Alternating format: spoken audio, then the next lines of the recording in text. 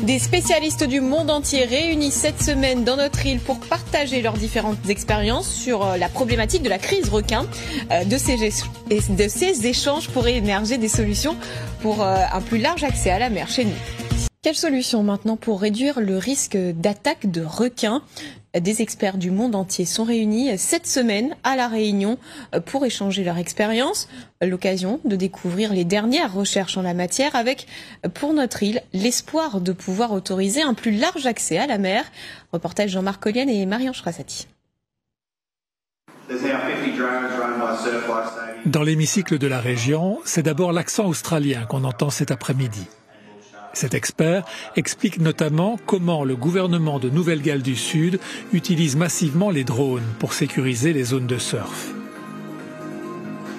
Puis, c'est un professeur américain qui vient exposer ses recherches sur les attaques recensées partout dans le monde. Et pour lui, pas de doute, c'est le développement des activités humaines qui en est responsable. La Réunion a une importante population, plus de 800 000 habitants. Et beaucoup d'entre eux aiment aller à l'eau et faire des sports nautiques comme les Australiens. Et quand il y a beaucoup de gens dans l'eau, c'est assez naturel que ça s'entrechoque et que parfois les requins mordent les gens.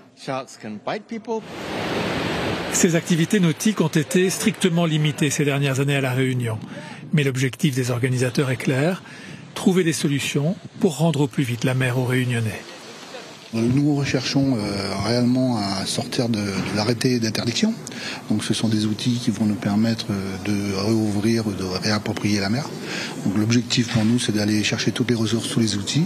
On le fait déjà, mais c'est de permettre de rassurer pour pouvoir permettre à ce que on revienne à une situation normale d'avant 2013 d'arrêté préfectoral. En tout cas, c'est tout l'objectif. On veut vraiment rendre aux Réunionnais la mer et que chacun puisse aller progressivement de plus en plus en sécurité nager.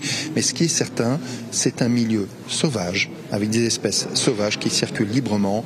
Il n'y aura jamais de zéro risque. La question, c'est le risque acceptable.